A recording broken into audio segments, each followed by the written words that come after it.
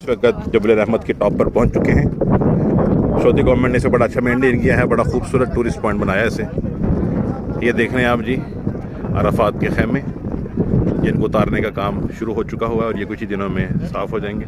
यहाँ पर किसी किस्म की कोई लोकल आबादी नहीं है, लोग सिर्फ टूरिंग के पॉइंट ऑफ व्यू से आते हैं। यही वजह है कि मस्जिद नमरा जो है वो यहाँ पर मुकम्मल तौर पर बंद रहती है। सिर्फ जो उम्रा ज़ायरीन या हज ज़ायरीन वो यहाँ पर आते हैं। ये है इस वक्त टॉप और ये है एक मेमोरेंडम मोनामेंट जो जबल रहमत के ऊपर बनाया गया है। और यहाँ पर मोस्टली पाकिस्तानियों ने अपने नाम लिखे हुए हैं। नाम लिखने से क्या होता है इसके बारे में तो नहीं पता, शायद जन्नत का वीज़ा मिलता है या जन्नत का परमिट मिलता है। ये हाइट है जिस वक्त जहाँ पर हम खड़े हैं, आप देख सकते हैं।